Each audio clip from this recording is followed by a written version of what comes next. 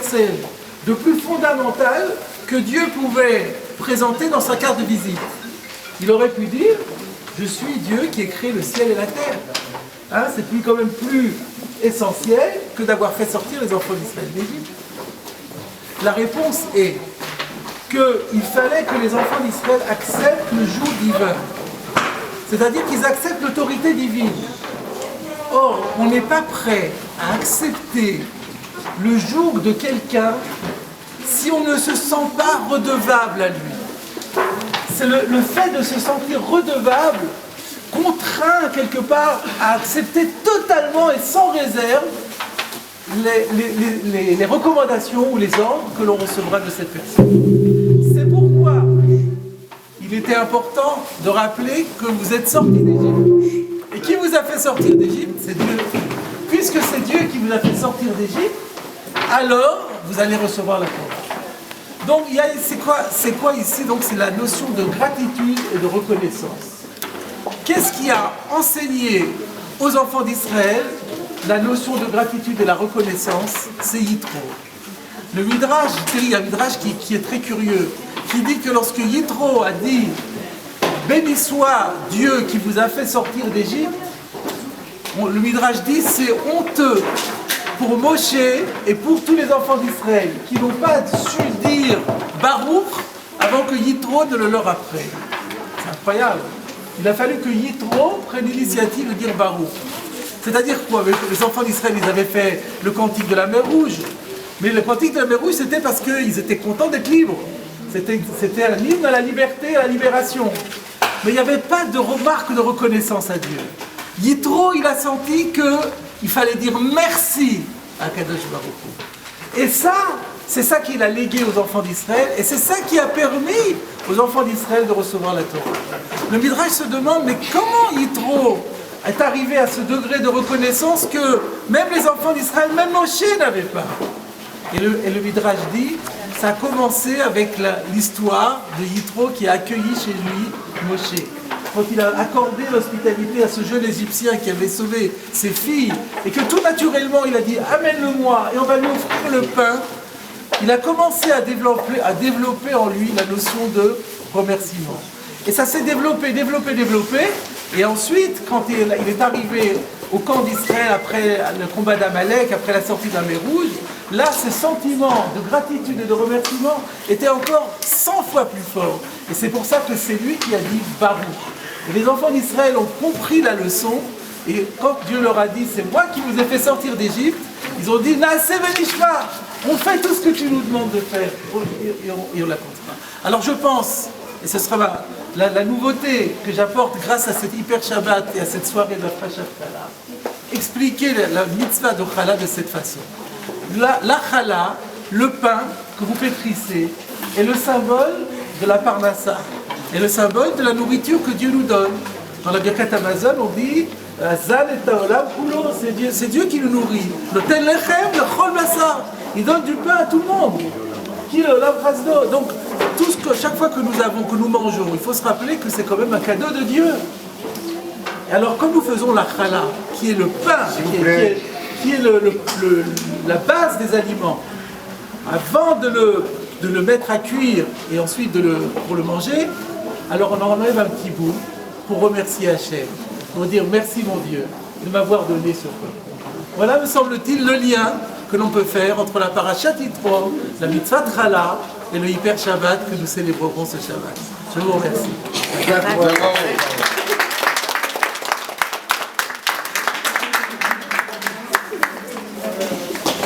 Je veux remercier le Grand Rabbin de Paris parce que, s'il vous plaît, quelques instants, s'il vous plaît. Chacune de ces interventions est toujours un enseignement profond, et je pense que dans ce moment important que nous sommes en train de vivre ensemble, c'est toujours important d'avoir cet enseignement de notre Grand Rabbin. Je voudrais remercier Serge Benaïm d'avoir mis à notre disposition, comme il le fait régulièrement, cette belle synagogue, et remercier toutes les dames qui sont là. Je pensais qu'il y aurait plus d'hommes. Nous on est là, on a l'impression qu'on vient pour parler, que vous pétrissez, c'est pas du tout normal. Donc je pense pour l'année prochaine, on fera avec les hommes aussi, monsieur. On l'avait déjà dit l'année dernière, mais on n'arrive pas à les amener avec nous. Voilà, simplement... S'il vous plaît, s'il vous plaît.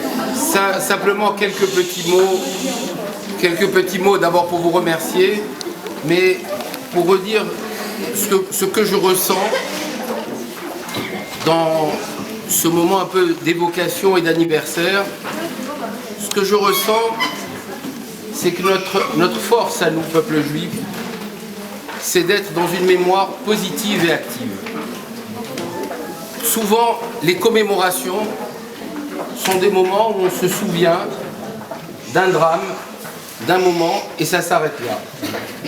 Et malheureusement, très souvent aussi dans les commémorations du drame absolu de la Shoah, très souvent, je le répète, je veux dire, on se souvient du drame de la Shoah, on évoque et on se rappelle des détails en racontant tous les détails de ce qui s'est passé pendant la Shoah.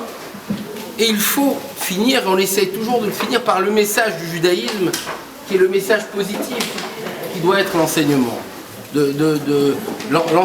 l'enseignement de ce moment de mémoire. Ce que nous sommes en train de vivre ce soir, c'est ce que je pourrais appeler une mémoire positive, une mémoire active, une mémoire d'espoir. C'est ce que nous enseignent ceux qui ont été dramatiquement assassinés, mais particulièrement les familles qui sont là et qui ont accepté d'être ici avec nous. Et je voudrais remercier Madame Braham, Madame Saada, Odia Attab d'être avec nous ici ce soir. Et de remercier aussi Léa d'être ici. J'ai déjà raconté, mais je sais bien que chacun réécoute ce message que nous a laissé Yoav Attab, Zichron Livracha, qui est à l'origine de cette initiative que nous avons prise, puisque Yoav avait avant de rentrer à l'Hypercacher, avant de finir à l'Hypercacher, avait écrit à Léa qui est là, en lui demandant, dans un SMS qui est certainement dans les documents qu'on vous a donnés, mais en tout cas qu'on avait accepté de rendre public, et que je ne sais pas si c'est Odia ou si c'est son frère qui me l'avait donné au moment où j'allais monter à la synagogue de la Victoire pour prendre la parole pour les 7 jours. Et j'avais lu ce SMS qui disait à Léa, essaye de faire Shabbat. Il disait, c'est compliqué en ce moment, j'ai un examen. Il disait, essaye de faire Shabbat quand même, c'est dur pour les feuilles en ce moment, si mon souvenir est exact. Ne fais pas tout, mais essaye. Et je crois que c'est le message fondamental qu'il nous laisse en disant ne fais pas tout, mais essaye. C'est-à-dire, on s'est senti, quand j'ai lu ce message, je me suis senti l'envie de dire, et on venait de vivre le drame de Charlie Hebdo, et on venait de dire que pratiquement 5 millions de Français avaient acheté par solidarité Charlie Hebdo. Et ce qui m'était venu à l'esprit, c'est que si 5 millions de Français avaient acheté à Charlie Hebdo par solidarité, n'était-ce pas au moins pour nous, juifs, notre responsabilité de nous associer au drame en disant que nous allons positiver en faisant un Shabbat, puisqu'ils étaient là dans un supermarché cachère en train de faire les dernières courses pour Shabbat, de faire un Shabbat, et ceux qui ne faisaient pas Shabbat, de se dire on va offrir au moins un Shabbat à leur mémoire. Et c'était peut-être le message qu'on a essayé de mettre en place la première année pour le même Shabbat que celui de cette année, c'est-à-dire le Shabbat des Aseret Adiberot, que nous avions fait l'année dernière, à la demande de Léa l'année dernière, puisqu'elle était venue me voir en me disant vous l'aviez fait l'année dernière, refaisons-le cette année, c'était pour l'année. Et à la demande de Odia qui m'a appelé il y a quelques semaines pour me dire si on l'a fait l'année dernière, il faut le refaire cette année.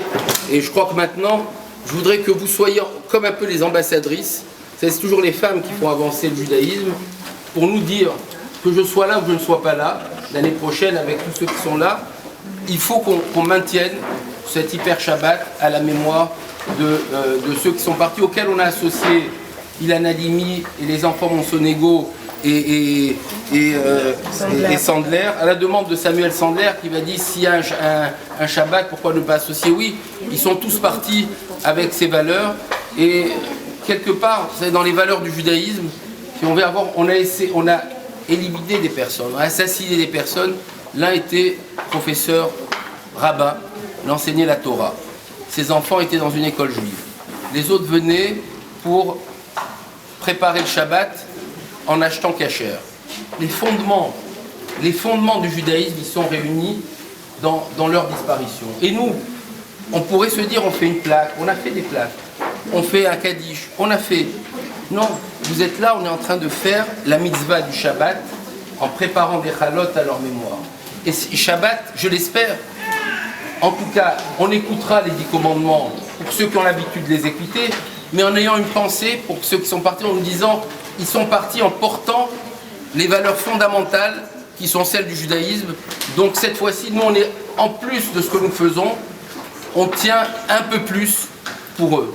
Mais, et je voudrais vous dire à leur famille, d'abord merci d'être là. Je sais que ce n'est pas un moment facile, mais c'est bien d'être là entouré de la communauté parce que vous avez dans ce moment eu la dignité qui permet d'avancer. Vous avez eu aussi la foi qui permet d'avancer. Vous avez eu aussi le message d'entraîner et de nous dire ils sont partis, alors il faut qu'on fasse plus à l'image de ce qu'ils ont laissé.